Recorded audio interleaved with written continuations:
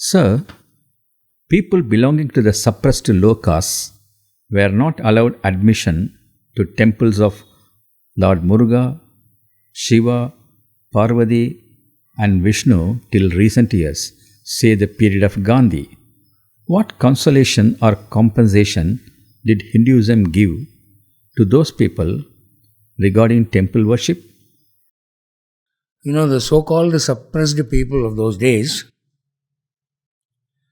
were granted surprising freedom in matters of consumption of food. Whatever food was forbidden for the people of the higher castes was allowed to them because they had a taste for that food. Shastras did not forbid them from taking that food. They were allowed to eat as much fish as possible, as much meat, and with no exceptions, any kind of vegetarian food. Consequently, they had a well-developed tamasic and rajasic temperament. For that temperament,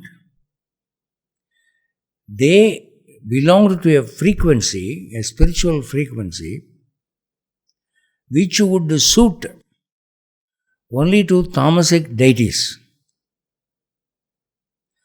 and not to deities like Lord Vishnu or Lord Muruga. So these people had in their own living quarters temples built up for tamasic deities. That is, deities which were in charge of night hours, cremation grounds, burning corpses. Such deities were there. Those deities demanded an offering of lives. That is, animals were sacrificed or birds were sacrificed to satisfy them. And such sacrificed animals and birds were expected to be partaken by the devotees. They must eat it. If not, those deities will get angry. And these people were happy with this sort of devotion. They were contented. They led a happy life.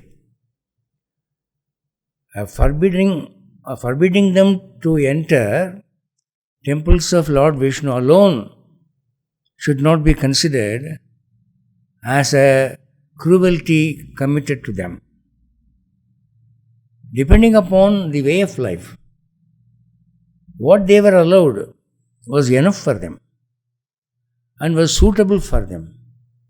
People were happy. Unwanted questions like, you are higher than me or I am higher than you, such questions never arose in those days.